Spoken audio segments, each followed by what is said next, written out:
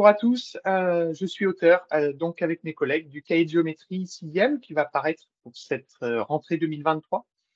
Lors de ce webinaire, nous allons rappeler ensemble quels sont les objectifs du programme de 6e en géométrie et nous allons les mettre en parallèle avec les constats que nous avons faits lors de l'arrivée des élèves en classe de 6e dans notre collège.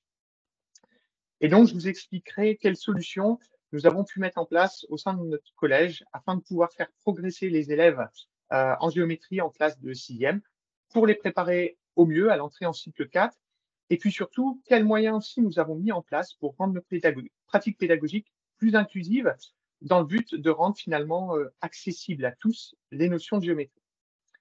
Alors avant d'aborder nos propositions, il me semble tout d'abord important de faire un point explicite sur les objectifs, et contenus du programme d'enseignement du thème espace et géométrie en classe de 6e et surtout de les replacer dans la continuité du cycle 3 vers le cycle 4. Donc, pour cela, je vais m'appuyer sur le document, EduScol qui traite du thème espace et géométrie, qui finalement nous rappelle les objectifs généraux de ce thème. Donc pendant la scolarité obligatoire, ils sont multiples. Tout d'abord, il s'agit, d'acquérir des connaissances et des compétences utiles pour la vie quotidienne, par exemple en termes de vocabulaire, mais aussi en termes de compréhension des représentations de l'espace. Un deuxième objectif général, c'est d'acquérir bien sûr des connaissances et des automatismes pour la suite de la scolarité. À la suite du cycle 3, le cycle 4 fournira d'ailleurs en ce sens un grand nombre d'outils, tels que le théorème de Pythagore par exemple. Par contre, ces outils, bien évidemment, ils vont nécessiter une connaissance parfaite des configurations qui sont étudiées en cycle 3. Donc, c'est pour cela qu'en fin de classe de 6e, il est absolument nécessaire que les élèves maîtrisent tous parfaitement ces configurations. Enfin, un des objectifs, c'est aussi d'acquérir des connaissances utiles en milieu professionnel. Alors, on ne l'évoquera pas aujourd'hui, mais par exemple, l'initiation au déplacement, puis à la programmation est dorénavant absolument essentielle. Et puis, il s'agira de renforcer les aptitudes à raisonner et à argumenter dans toutes les disciplines. Et nous verrons qu'en classe de 6e, on pourra aborder ces premières étapes de raisonnement. Le cycle 3 va donc être la transition entre le cycle 2, où les élèves vont avoir une perception visuelle des objets, qu'ils vont pouvoir valider par un contrôle avec les instruments, pour passer petit à petit aux premières validations par le raisonnement, en fin de cycle 3, pour ensuite approfondir ce raisonnement en cycle 4. Alors, abordons tout de suite les différents types de tâches en géométrie qui sont proposées par le programme. Ces tâches, elles doivent être absolument variées et on nous indique par divers verbes de consigne de quelles tâches il s'agit. Donc, il s'agit de reconnaître, de nommer, de vérifier, de décrire, de reproduire, de représenter et de construire. Le but de ces tâches sera de faire émerger concepts et propriétés géométriques. Donc finalement, dans les exercices que nous proposons en classe, on doit absolument veiller à retrouver l'ensemble de ces verbes de consigne régulièrement, en les alternant tout au long de l'année pour les entraîner régulièrement à toutes ces activités. Et donc, à ce stade, il me semble quand même important de finalement rappeler qu'en classe de 6e, l'activité géométrique ne se limite pas uniquement à de la construction. Les verbes tels que reconnaître ou décrire, par exemple, vont permettre de travailler l'apprentissage et l'utilisation d'un vocabulaire juste et précis pour s'exprimer en géométrie. Alors, ces différents types de tâches sont parfaitement identifiés dans le document EduScol sur la géométrie. Dans le cahier de géométrie que nous avons élaboré avec mes collègues et que nous utilisons au quotidien avec nos classes de 6e, nous avons en fait veillé à ce que l'on puisse travailler l'ensemble de ces tâches tout au long de l'année. Alors, je vais essayer de vous expliciter ces différents types de tâches et d'illustrer d'ailleurs chacune finalement par des exemples de propositions que vous retrouverez dans le cahier de géométrie. Commençons par reconnaître. Alors, reconnaître, il s'agira d'identifier, de manière perceptive, en utilisant des instruments ou en utilisant des définitions et des propriétés, une figure géométrique plane ou un solide. Par exemple, reconnaître qu'un quadrilatère est un rectangle, reconnaître un rectangle parmi un ensemble de figures géométriques. Dans le cahier de géométrie, par exemple, vous retrouverez reconnaître des droites perpendiculaires ou reconnaître des droites parallèles. Nous proposerons d'abord une reconnaissance uniquement visuelle, ce qui permettra d'être accessible à tous et de travailler, je dirais, l'image mentale qu'ont les élèves en tête, pour ensuite passer à une reconnaissance mobilisant les instruments de géométrie. Deuxième type de tâche, nommer. Donc là, il s'agit d'utiliser à bon escient le vocabulaire géométrique pour désigner une figure géométrique plane ou un solide ou certains de ses éléments. Donc, par exemple, nommer différents éléments d'un disque, rayon, diamètre, centre, nommer un angle, par exemple, ou alors nommer certains éléments du solide que vous retrouverez dans le cahier. Troisième type de tâche, il s'agit de vérifier. Donc là, il faut s'assurer, par exemple en recourant à des instruments ou à des propriétés, que des objets géométriques vont vérifier certaines propriétés, des points alignés, des droites perpendiculaires, ou alors s'assurer de la nature d'une figure géométrique ou d'un solide. Là, à nouveau, c'est un élément que vous retrouverez dans ce cahier de géométrie lorsqu'il s'agira d'utiliser des propriétés comme les propriétés des diagonales du rectangle qui permettront ensuite d'aboutir à la construction du rectangle.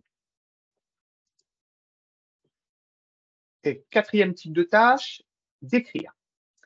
Alors là, pour décrire, on va demander aux élèves d'élaborer finalement un message en utilisant un vocabulaire géométrique précis et approprié, en s'appuyant sur les caractéristiques d'une figure géométrique pour en permettre sa représentation ou son identification.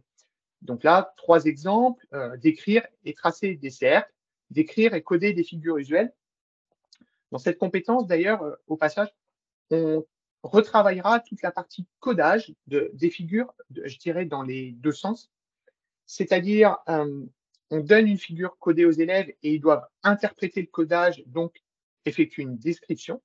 Et à l'inverse, on leur donne une description et ils devront coder la figure. Autre type de tâche, reproduire. Donc là, il va s'agir de construire une figure géométrique à partir d'un modèle qui sera fourni, un dessin à main levée la plupart du temps. Et les élèves vont donc devoir la représenter en vraie grandeur. Donc nous avons différencié 2 types de reproduction.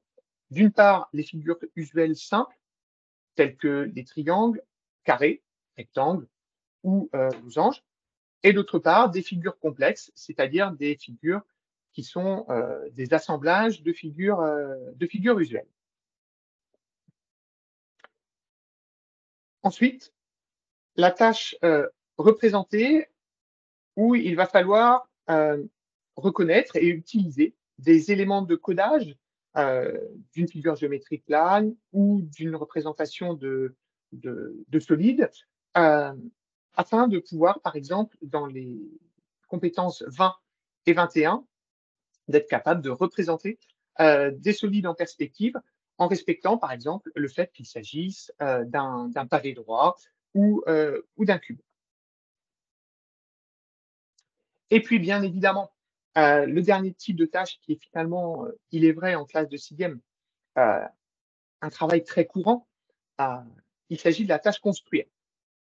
Et donc là, sans m'étendre sur le sujet parce que bien évidemment, elle parle très clairement à tout le monde, vous retrouverez dans ce cahier un grand nombre de tâches de construction et surtout, on s'est attaché, à ce que les élèves aient une place, suffisante afin de pouvoir faire les constructions, une place suffisante, pour que notamment la manipulation des outils sur ce support-là de cahier ne pose pas de difficultés de par, je dirais, l'étroitesse des fois qu'on peut retrouver. Vous avez pu constater ici, lorsque j'ai cité les différents exemples, que ce cahier, nous les avons choisis dans notre pratique de le découper en 22 compétences et je vous expliquerai tout à l'heure, comment nous travaillons ces 22 compétences tout au long de l'année. Alors, il me semblait, après avoir fait le point sur ces éléments de programme, important de vous préciser, dans quel contexte, nous avons souhaité, construire ce projet puisque ce cahier de géométrie, est bien l'aboutissement finalement d'un projet qu'on mène depuis, 3 ans au sein de mon collège, suite à différents constats faits, lorsque nous avons accueilli des élèves à l'entrée en classe de 6e. Tout d'abord, il y a 3 ans, on a constaté que nous avions une très grande hétérogénéité, qui était due notamment aux provenances de différentes écoles qui avaient des pratiques, tout à fait différentes puisque, mon collège ac notre collège accueille, aujourd'hui, 11 écoles différentes, enfin accueille les élèves pardon, venant de 11 écoles, différentes, d'où cette grande hétérogénéité. De plus, notamment suite aux divers, épisodes de Covid, aux diverses, temps d'enseignement à distance, on a constaté qu'il y avait beaucoup moins de manipulation des outils géométriques en école primaire, ce qui entraînait finalement, des difficultés persistantes pour un grand nombre, d'élèves. Autre constat, il était difficile pour les élèves de transférer leurs connaissances à la pratique. Par exemple, lors de la construction de droites perpendiculaires, un élève était capable de nous verbaliser qu'il devait utiliser, l'équerre pour construire un angle droit. Donc il avait la connaissance de ce qu'étaient, 2 droites perpendiculaires. Néanmoins, lorsqu'il s'agissait de passer à la pratique, heu, le positionnement de la règle, le positionnement de l'équerre n'était pas du tout, acquis. Autre difficulté, les élèves avaient souvent également une représentation mentale limitée, des concepts. Heu, je pourrais revenir sur les 2 droites perpendiculaires, c'est-à-dire que, voilà, si on leur présentait différentes, droites dans différentes positions, ils avaient du mal à identifier dans quelle situation elles étaient perpendiculaires, dans quelle situation elles étaient parallèles. Ou alors, autre exemple, si je prends les figures usuelles, bien souvent, le carré était, leur connaissance du carré se limitait à la position, je dirais, prototypique, c'est-à-dire le carré qui est posé sur un côté. Et dès qu'on présentait un carré «posé» entre guillemets sur un sommet, là, d'un seul coup, pour les élèves, ce n'était plus un carré. Donc, c'est à l'issue de ces difficultés que nous avons, décidé avec, mes collègues de mettre en place, d'essayer de proposer des pistes de solutions pour l'ensemble de nos élèves de 6e. Alors pourquoi? Parce que tout simplement la 6e, c'est vraiment une année charnière. Alors une année charnière à double titre. Tout d'abord, le passage de l'école primaire au collège, c'est-à-dire un un moment où on va aller vers une expertise géométrique, notamment au niveau du vocabulaire. Et puis le passage du cycle 3 au cycle 4, qui va être le passage d'une géométrie perceptive, c'est-à-dire de reconnaissance visuelle, à une géométrie de raisonnement, c'est-à-dire une géométrie où l'on explique et où on justifie, les observations à partir de définitions, de propriétés, etc. Néanmoins, il ne faut quand même pas oublier que cette fin de cycle 3, doit également être, consacrée à un nombre important de constructions afin de renforcer justement ces représentations mentales dont je parlais, juste avant, pour qu'ils aient vraiment des acquis, solides sur, les différents objets qui seront ensuite utilisés au cycle 4 pour raisonner à l'aide des propriétés. Dans le cahier de géométrie, vous trouverez des exercices, qui vous permettront de passer d'une activité de description à une tâche de raisonnement. Par exemple, cet exercice où dans un premier temps, on va demander aux élèves, grâce au codage, de reconnaître quelles sont les droites perpendiculaires pour ensuite utiliser une propriété, pour aborder les premiers, éléments de raisonnement. Alors maintenant, je vous propose de, heu, de vous expliquer comment nous avons, mis en place, finalement, et comment nous avons changé l'enseignement de la géométrie, en classe de 6e. En fait, nous avons, souhaité faire de la géométrie une pratique, hebdomadaire. C'est-à-dire que si nous voulons vraiment aider nos élèves à progresser, il est absolument indispensable qu'ils aient une pratique, régulière. Et donc, le cahier de géométrie s'inscrit pleinement dans cette pratique. Alors, la pratique géométrique, on l'a vu de par les difficultés que nous avons constatées, elle doit permettre une interaction très régulière entre connaissances géométriques et utilisation des instruments. Et donc, c'est pour cela qu'on a décidé, de mettre en place pour toutes les classes de sixième, et là, je dis bien pour toutes les classes de sixième de notre, établissement, 1 heure hebdomadaire de géométrie afin de les guider, d'outiller finalement leur perception et enfin de favoriser la mise en œuvre de propriétés géométriques qui sont abordées en cours. Et finalement, c'est bien cette articulation entre connaissance et manipulation qui est la réussite de ce projet. Et d'ailleurs, nous avons interrogé un petit peu des élèves, qui utilisent ce cahier et je prendrai, 2 exemples. Alors, il me semble hop, voilà. Je prendrai, 2 exemples. Une première élève qui témoigne, et qui nous dit que ce qui me plaît le plus, c'est que l'on pratique les leçons que l'on apprend. Voilà, c'est vraiment intéressant de voir que finalement, une élève est capable de verbaliser le fait que ce qu'elle fait, c'est, elle pratique les leçons qu'elle apprend. Donc elle a parfaitement compris finalement cette interaction entre connaissance et manipulation. Et puis une autre élève, qui nous indique: «L'idée de faire de la géométrie seulement le mardi permet aux élèves d'acquérir la capacité de mémorisation car un espace d'une semaine permet de se remémorer ce qu'on avait fait la semaine dernière. Donc là, on voit bien l'importance de la ritualisation, puisqu'effectivement, bien, si on espaçait trop nos séances de géométrie, dans ce cas-là, on voit bien que la mémorisation serait vraiment de plus en plus difficile. Donc, nous avons vraiment opté pour une approche ritualisée et finalement, exactement comme la mise en place de questions flash, de rituels, de début d'heure qui deviennent, maintenant en cours de mathématiques une pratique finalement de plus en plus, courante. Pourquoi? Parce que cette ritualisation finalement, elle permet d'ancrer les notions dans le temps, mais aussi finalement de donner du temps aux élèves pour acquérir une notion. C'est-à-dire que même si un élève à un temps T n'a pas acquis la notion, le fait d'y revenir très régulièrement lui permettra de l'acquérir peut-être une semaine plus tard, 2 semaines ou 1 mois plus tard. Peu importe, l'essentiel, comme on le dit aux élèves, étant bien qu'ils acquérissent et qu'ils acquièrent la notion en fin d'année. Hem, donc je vous expliquerai tout à l'heure le fonctionnement, de là, vous pouvez voir de cette double page, le comment est-ce qu'elle est construite et comment est-ce que nous allons l'aborder, nous allons, pardon, l'aborder, en classe.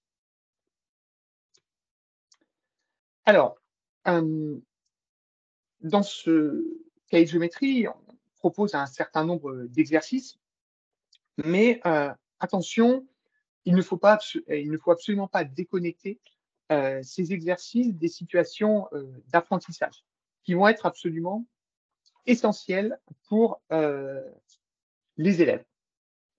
Donc là, je vais prendre un exemple, en travaillant sur les angles.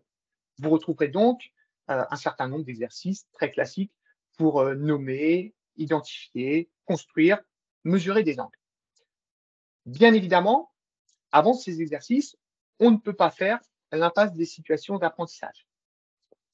Par exemple, ici, une situation d'apprentissage que nous proposons où, nous donnons un diagramme aux élèves représentant les différents secteurs de dépenses d'une famille et si nous disposons les élèves par îlot, nous allons donner à chaque élève de l'îlot le même diagramme, mais avec une dimension différente, c'est-à-dire avec un rayon différent.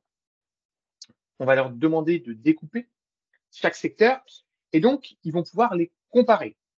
Et ainsi, on va arriver à une double conclusion.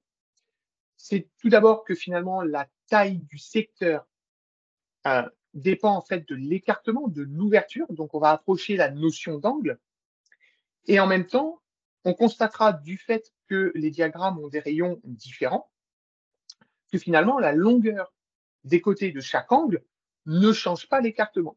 Donc là, on est bien dans une situation d'apprentissage qui va nous permettre de découvrir, la notion d'angle. Et c'est seulement une fois ces situations d'apprentissage, travaillées, que la trace écrite sera construite et qu'on pourra ensuite aborder la mise en pratique, en utilisant notamment les différentes fiches que nous proposons dans ce cahier. Et c'est donc à ce moment-là que nous avons décidé de ritualiser ces heures chaque semaine, ces heures de travail, je dirais, d'exercice, d'entraînement et qui sont donc, heu, je le répète, bien différentes des temps de situation d'apprentissage.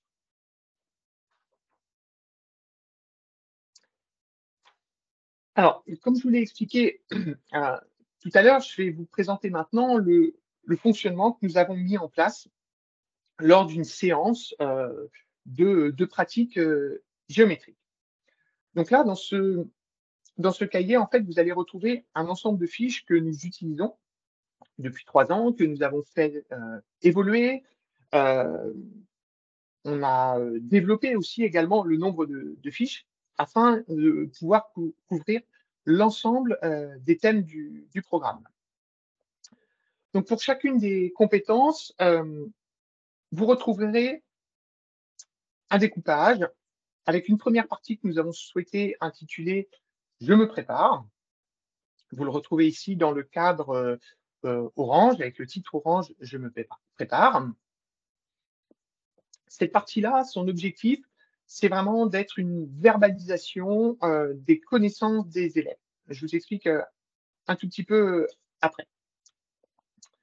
Cette, partie «Je me prépare» va également être, un temps de mémorisation qui va permettre aux élèves de se remémorer les notions. Et puis, c'est également un moment où on prendra soin de bien faire reformuler les élèves sur, ce qu'ils ont, je dirais, ce qu'ils ont compris de de la, de la notion qui est en jeu. Et puis une fois que ce temps, je me prépare, aura été, je dirais, traité et je vous expliquerai comment nous l'envisageons. Les élèves pourront ensuite passer aux séances de pratique, c'est-à-dire, à la partie des exercices.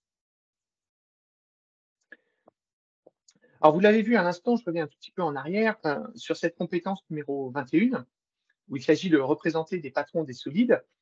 Heu, Nous avons fait le choix de découper l'ensemble des attendus du programme de fin de cycle 3 en 22, compétences, géométriques. Alors l'ordre que vous trouverez, en début de cahier correspond à l'ordre que nous avons choisi au sein de notre, progression, annuelle, progression commune et qui donc correspond à l'ordre dans lequel nous traitons tout au long de l'année. Bien évidemment, cet ordre n'est pas fixe et vous pourrez l'utiliser librement comme vous le souhaitez en fonction de vos progressions. Par contre, ce qui me semble, bien sûr très important, notamment par rapport à ce que nous avons expliqué tout à l'heure sur la ritualisation, c'est bien que ces compétences soient, réparties tout au long de l'année.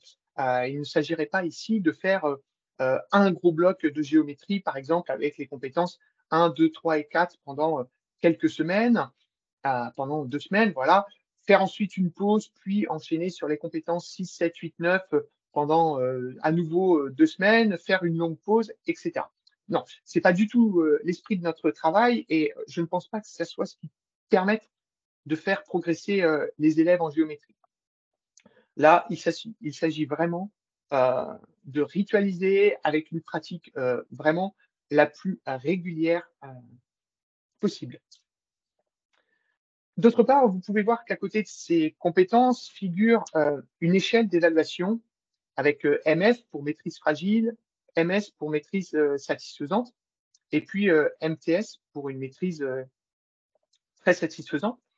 En fait, nous avons fait le choix de faire très peu d'évaluations spécifiques, heu, en, géométrie. Nous avons préféré d'aller vers l'évaluation, régulière des élèves. Donc, vous trouverez pour chaque exercice et je vais reprendre l'exercice précédent, voilà. Vous retrouverez pour chaque exercice, par exemple ici le numéro 95, vous retrouverez ces 3 niveaux d'évaluation, MF, MS et MTS et donc vous pourrez les valider à chaque fois au fur et à mesure que l'élève, fait les exercices. Donc là, par exemple, sur cette compétence 21, nous avons, 4 exercices. Donc, l'élève pourra, être, finalement, validé sur chacun de ces exercices et puis, une fois qu'il aura terminé cette compétence, à ce moment-là, vous aurez la possibilité d'évaluer la compétence numéro ici, 21, représenter des patrons de solides par une maîtrise fragile, une maîtrise satisfaisante ou une maîtrise très satisfaisante. Nous avons fait figurer, en bas de cette page sommaire quelques indicateurs, pour vous guider, dans le choix et ce sont nous, les indicateurs que nous utilisons, pour nous guider dans le choix d'une maîtrise fragile, satisfaisante ou, très satisfaisante. Donc voilà comment nous avons, construit nos, fiches de géométrie, depuis 3 ans. Alors, cette, construction du livret de géométrie, nous avons voulu le faire, également complètement en lien avec, la notion d'école inclusive. Avec une question absolument centrale pour nous, de par le fait, que nous avons 2 ULIS, au sein de notre collège, nous avons, une SECPA. Hop, je passe. Avec cette question centrale qui est de comment rendre accessible chaque notion à, tous les élèves.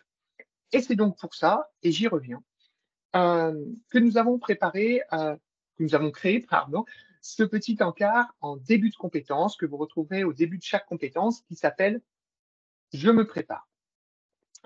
Alors, en fait, pourquoi ce «Je me prépare» et pourquoi rendre accessible la notion à tous les élèves? Parce que, on s'est appuyé sur ce que nous appelons la conception universelle des apprentissages et notamment 2 principes clés.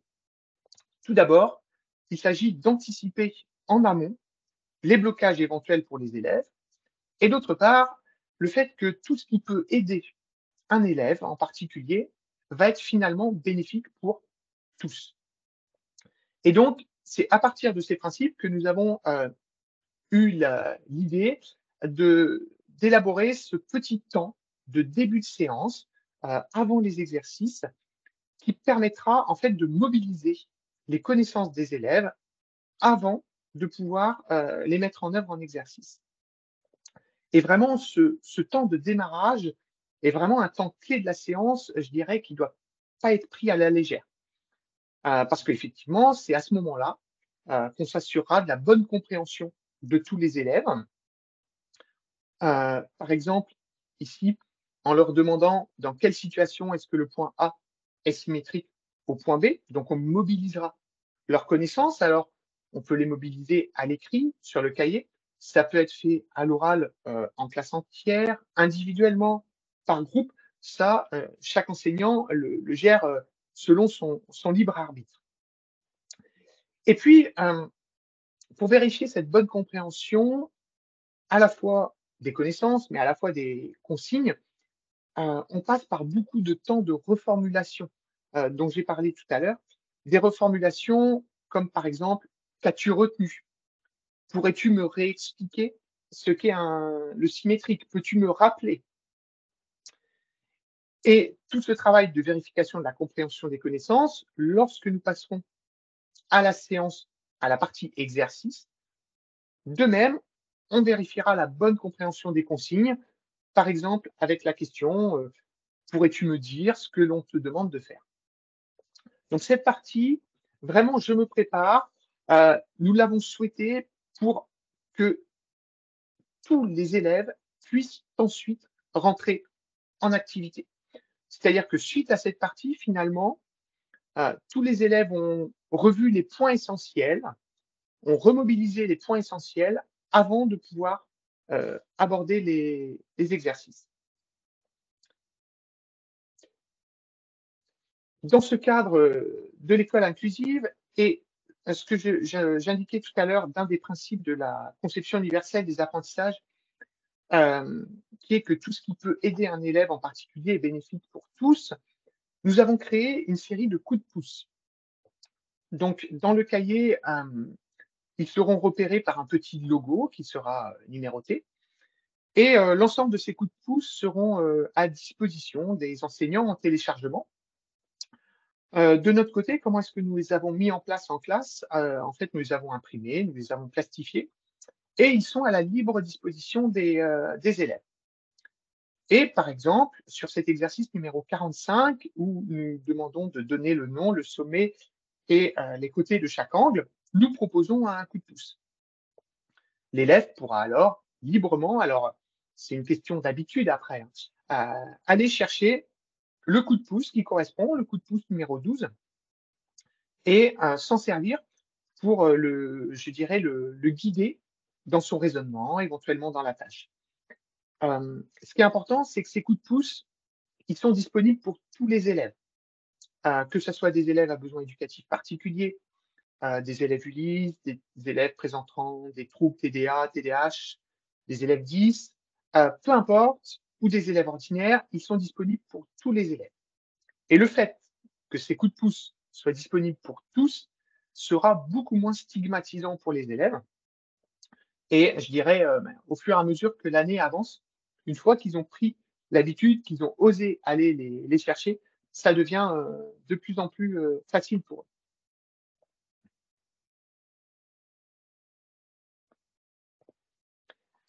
Vous verrez, également que, on en a parlé tout à l'heure sur la ritualisation hebdomadaire, l'importance pour la mémorisation, comme le signalait une élève. Nous avons fait, également un autre choix pour que, vraiment aider les élèves à ancrer une notion, notamment lorsqu'ils, voilà, ils ont des difficultés ou qu'ils commettent des erreurs. Prenons l'exemple suivant avec l'exercice 23, très classique, où nous demandons à l'élève de construire une droite perpendiculaire en respectant certaines consignes. Voilà, admettons qu'à l'exercice 23, l'élève n'ait pas réussi, donc nous allons le corriger, nous allons lui réexpliquer, repositionner les instruments avec lui. Mais nous sommes partis du constat que si on ne le remobilisait pas immédiatement sur la tâche, mais peut-être, une semaine après, dans ce cas-là, honnêtement, la correction, les éléments que nous avions, heu, apportés finalement, ne servaient pas à grand chose.